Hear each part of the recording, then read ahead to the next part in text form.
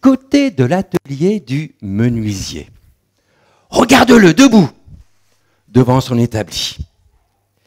Il crée de splendides objets.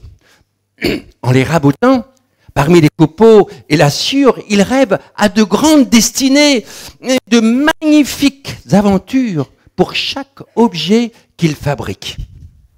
Notre brave homme vient justement de finir, de réaliser un beau coffre. Son désir est qu'il puisse contenir des objets de valeur, des pièces d'or, d'argent et aussi des pierres précieuses.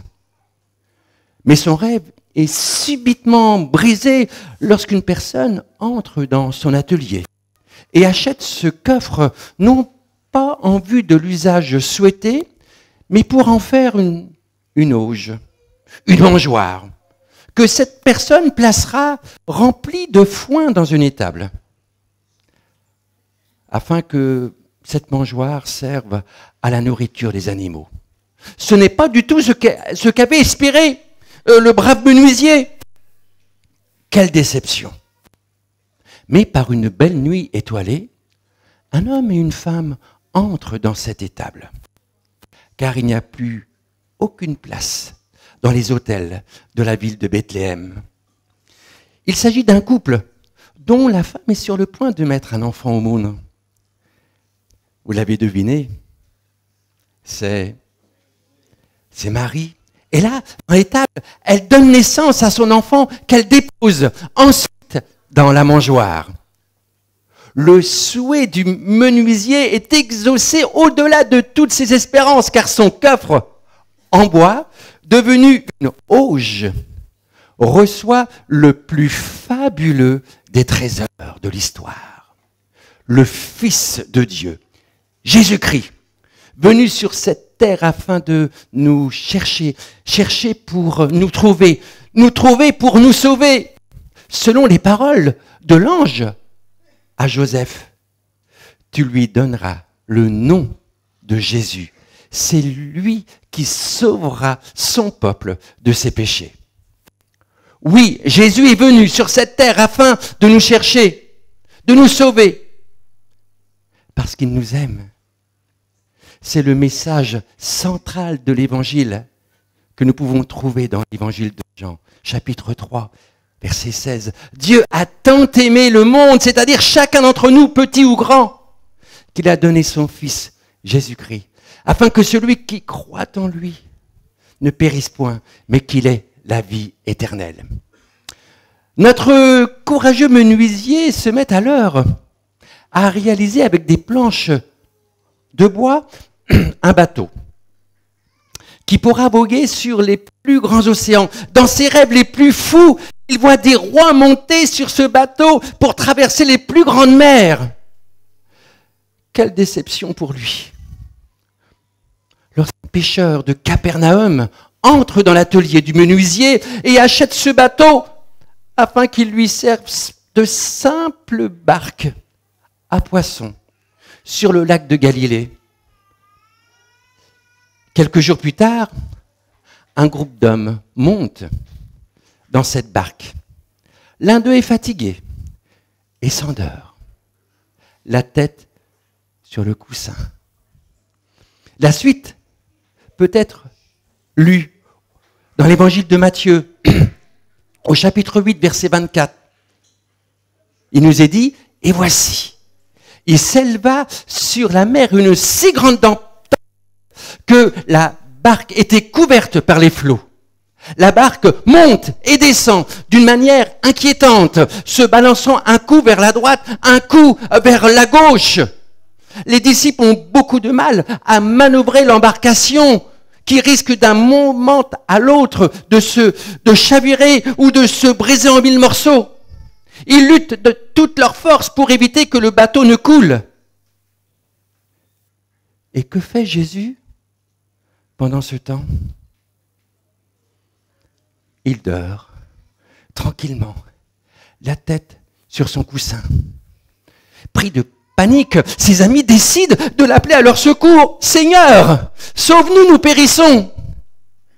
Enfin, Jésus ouvre un œil, et le second, et enfin se lève, Debout face au vent et à la mer, Jésus parle d'un ton sévère, tout d'abord au vent.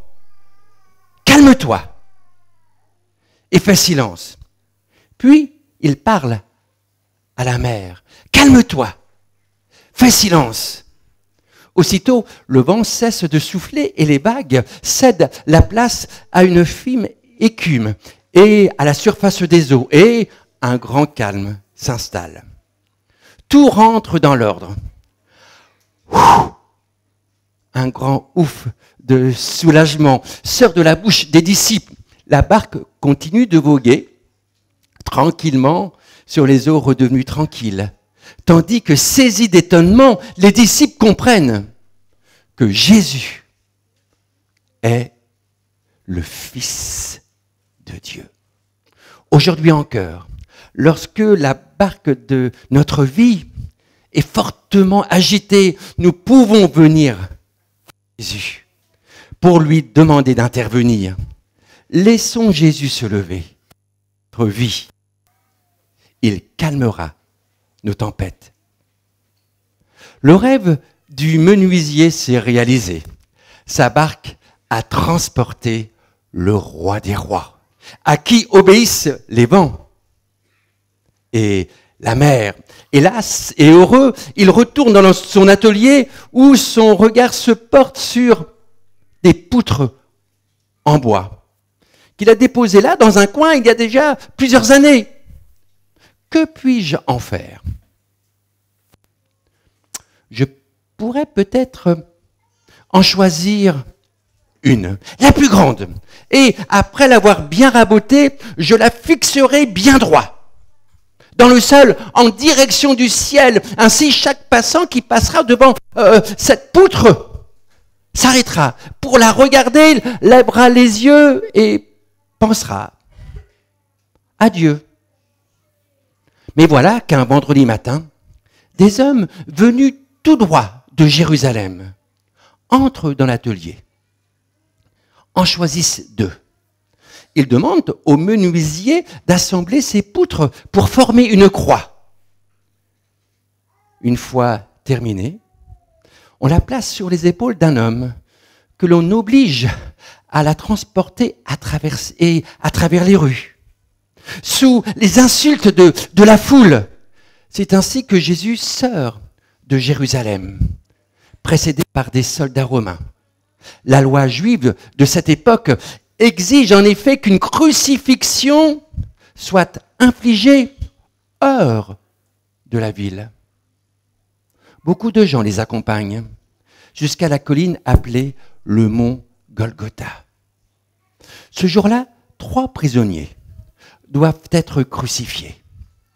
Et les soldats chargés de l'exécution commencent aussitôt leur sinistre besogne. Ils attachent le Seigneur Jésus à la croix en plantant d'énormes clous dans ses mains et ses pieds. Puis, ils redressent la croix et la fixent dans le sol. Vers 9 heures du matin, les 3 croix sont hissées. Jésus est cloué à celle du milieu.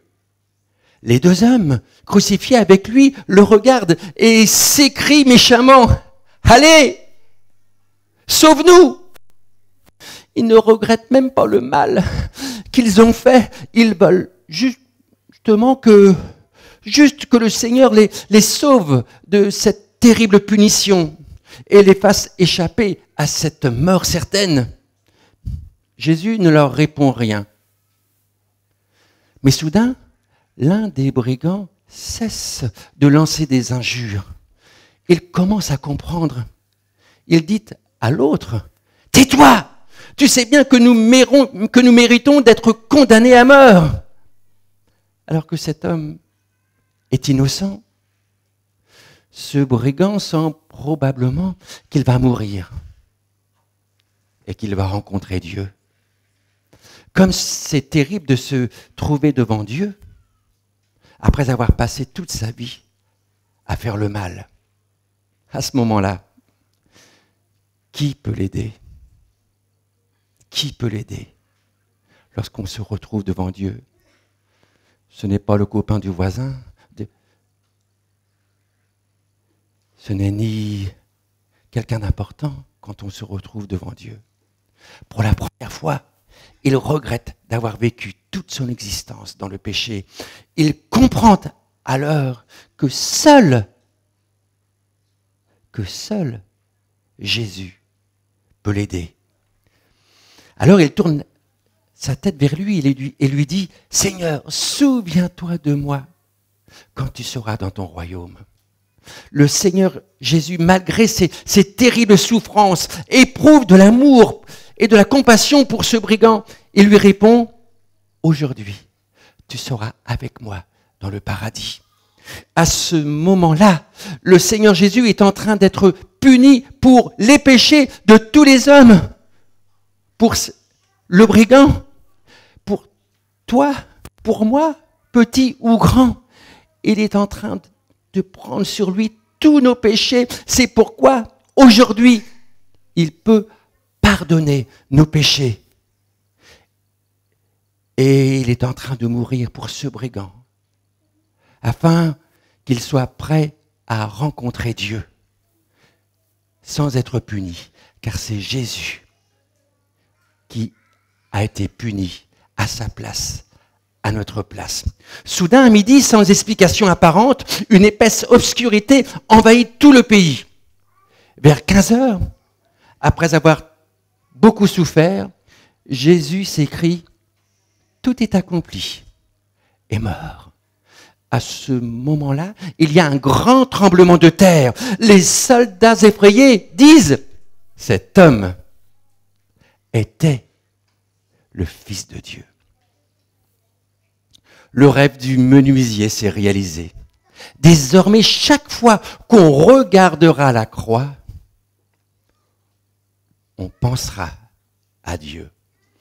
Elle rappellera à chacun que le Fils de Dieu est mort sur celle-ci en prenant sur lui nos péchés et a été puni à notre place. Tout ému, le brave homme retourne à son atelier pour repenser toutes ces choses. Néanmoins, la tristesse envahit tout son être, car son rêve semblait pour Jésus s'être transformé en cauchemar. On avait déposé son corps sans vie avec soin dans une grotte, puis roulé une grosse pierre pour fermer l'entrée. Mais la joie est vite revenue lorsqu'il apprend 3 jours plus tard que des femmes ont trouvé la pierre roulée, le tombeau vide et qu'elles ont rencontré un ange leur annonçant cette bonne nouvelle. Jésus-Christ est ressuscité. Alors, tout heureux de cette nouvelle, il se décide de reprendre ses outils pour réaliser un bel objet pour l'offrir au ressuscité. Mais réalise très vite que le plus beau cadeau que l'on puisse lui offrir, c'est un cœur. C'est un cœur tout entier pour lui. Un cœur tout entier pour lui, pour l'aimer. Pour lui obéir avec joie, avec passion. Telle est l'histoire que le menuisier raconte très souvent lorsqu'il se repose près de la cheminée, en compagnie de sa famille. Criquet, criquet, l'histoire est finie. Criquet, ne faisons plus de... Car si l'histoire est terminée, il y a une leçon à en retirer.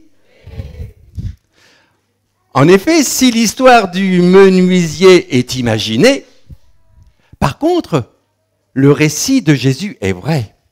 Il est venu sur cette terre pour nous sauver et prendre sur lui la punition que méritaient nos méfaits. À toi, maintenant, mon enfant, de venir à lui tout confiant. Car Jésus pardonne celui ou celle qui vient à lui en confessant ses péchés et l'aide à ne plus recommencer. Il t'aime et veut laver ton cœur. le remplir de joie et de bonheur. Et vous, chers parents, il y a aussi pour vous un enseignement. Retournons dans la maison de Joseph, le menuisier, pour y apprendre quelques vérités à pratiquer. Dans la maison de Joseph, nous découvrons un homme de bien. Un homme de bien ne diffame pas. Imaginez, quelle désillusion pour Joseph d'apprendre que sa fiancée est enceinte. Il se sent trahi par celle qu'il aime. Mais Joseph, homme de bien, nous dit la Bible, refuse de la déshonorer. Pourtant, seul mot de sa part, et Marie pouvait être lapidée pour adultère selon la loi. La mort ou la vie de la jeune fille était au pouvoir de la langue de Joseph, selon Proverbe 18, 21. Mes bien-aimés, il y a des secrets, il y a des vérités qui ne doivent pas sortir de votre maison. Époux, épouse, veillez à vos paroles.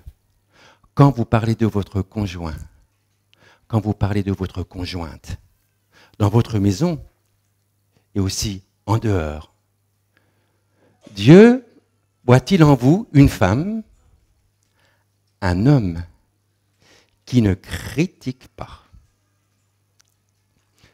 Dans la maison de Joseph, on voit également un père qui obéit à Dieu. Quand l'ange, comme l'ange le lui a dit,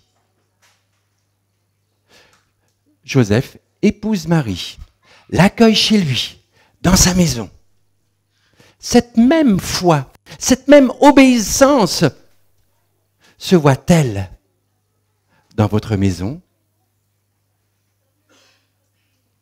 On voit également dans la maison de Joseph, le menuisier, un père protecteur. Après la visite des anges, le roi Hérode a des pensées meurtrières, mais averti par un ange, Joseph fuit en Égypte avec l'enfant et Marie. Joseph prend ses responsabilités de chef de famille. Il assume sa mission, protéger les siens.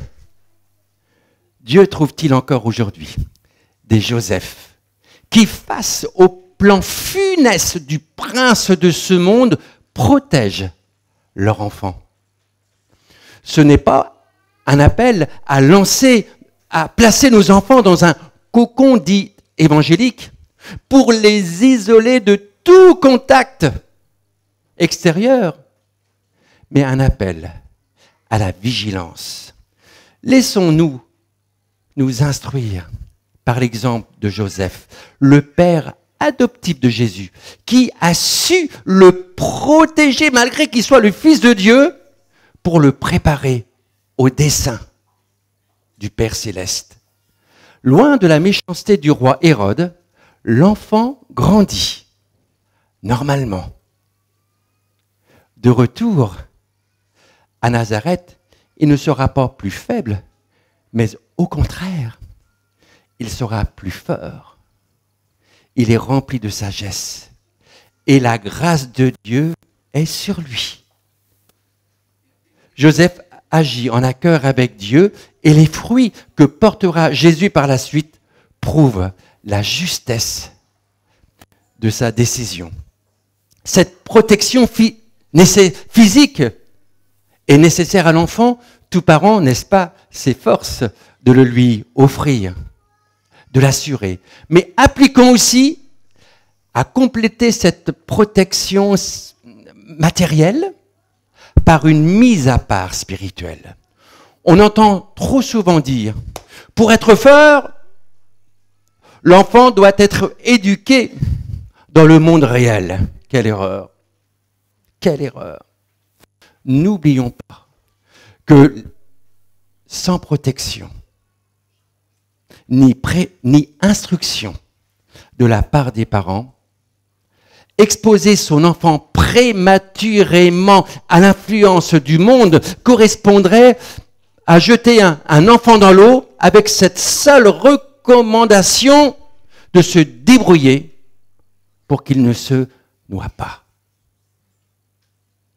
Dans la maison de Joseph, nous voyons des parents pieux, c'est-à-dire des personnes qui respectent Dieu et qui, par amour, lui obéissent.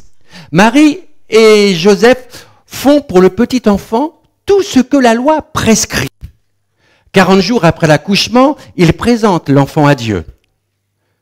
Jésus grandit dans une famille où la Torah est lue et observée.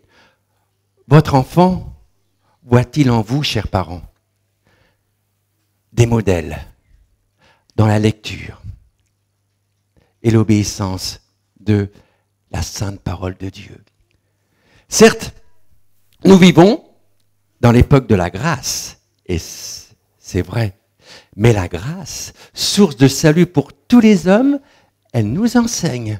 Il y a l'enseignement de la grâce.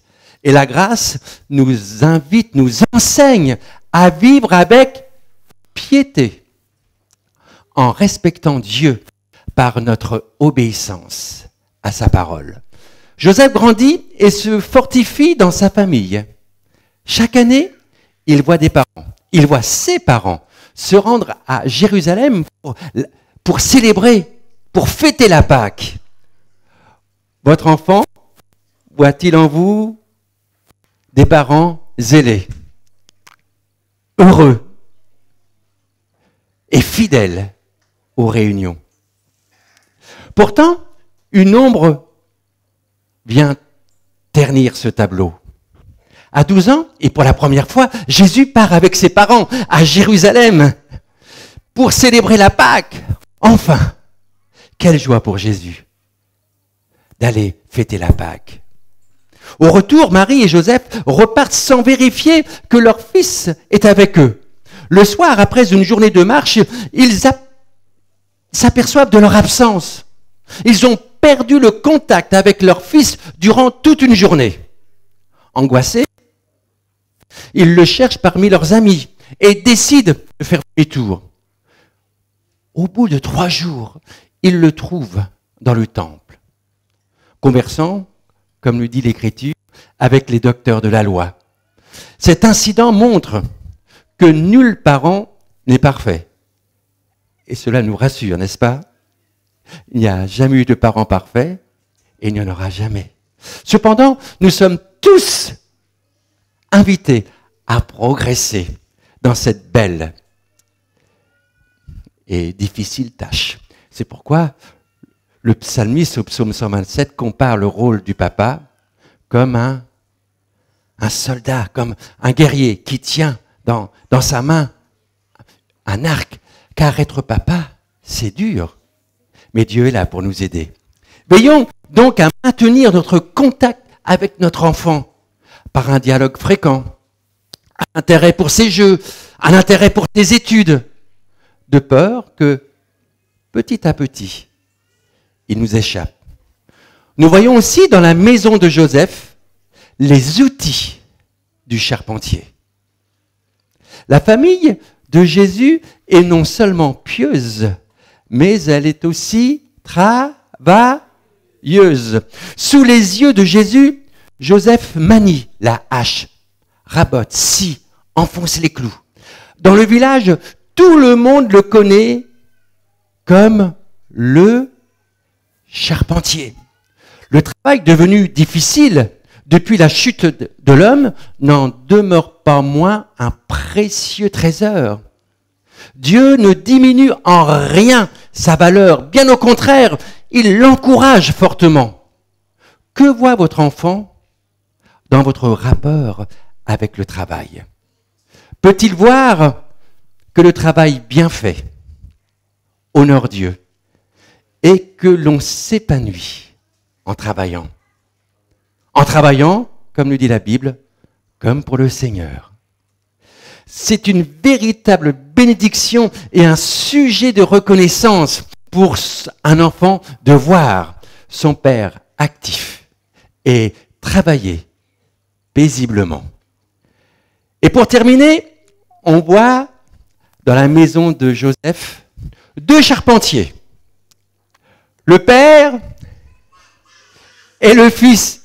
Jésus n'est plus appelé le fils du charpentier, mais en Marc 6,3, il est appelé le charpentier. Son père lui a transmis les bons gestes, des conseils et aussi l'amour du bois. Cela ne signifie pas qu'un fils doit obligatoirement choisir le métier de son père, mais que la transmission, que le savoir-faire, la transmission d'une passion et surtout la transmission de la foi ne peut se faire qu'en vivant à proximité de son enfant. Notons d'ailleurs que dans la Bible, le mot transmettre est paradidomie.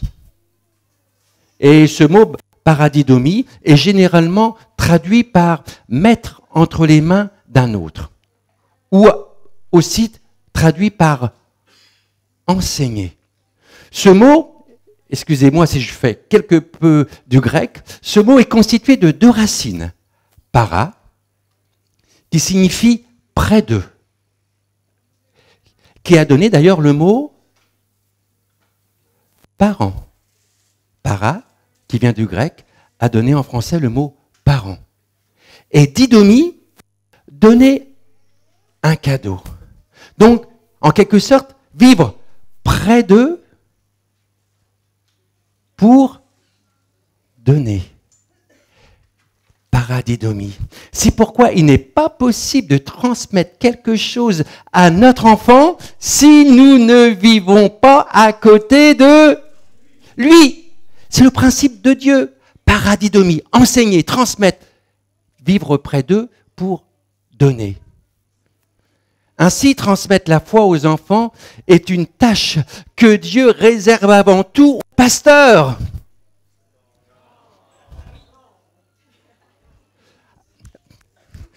Ainsi, transmettre la foi aux enfants est une tâche que Dieu réserve avant tout aux animateurs des clubs du dimanche.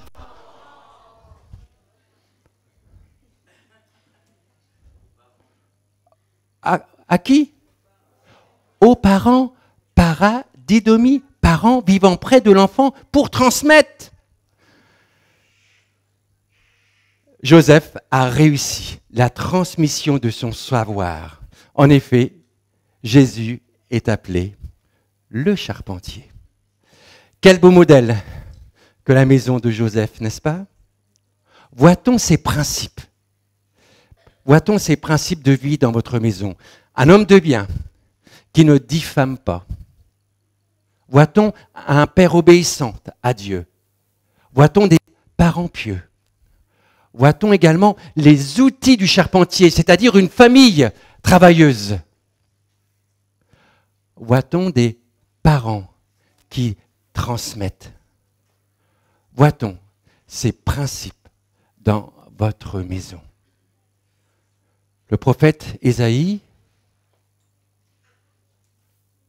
demanda au roi Ézéchias de Proverbes, de Roi 20:15, qu'ont-ils vu? Qu'ont-ils vu dans ta maison? Posons-nous cette question. Que voit-on dans ma maison? Que voit-on dans ta maison? À chacun d'y répondre. Voit-on ces principes divins dans votre maison? Jésus, nous voulons te dire merci. Nous te disons merci parce que si tu nous rappelles, si tu nous dis ces choses, c'est toujours, Seigneur, dans cet esprit d'amour, de grâce. Ta parole est toujours là pour nous instruire, pour nous reprendre lorsque c'est nécessaire, afin que nous puissions être comme tu le désires, des parents selon ton plan. Aide-nous nous avons besoin de toi. Que ta grâce repose sur chaque papa, sur chaque maman, sur ces enfants également ici présents. Que ton onction repose sur chacun d'entre nous. Amen.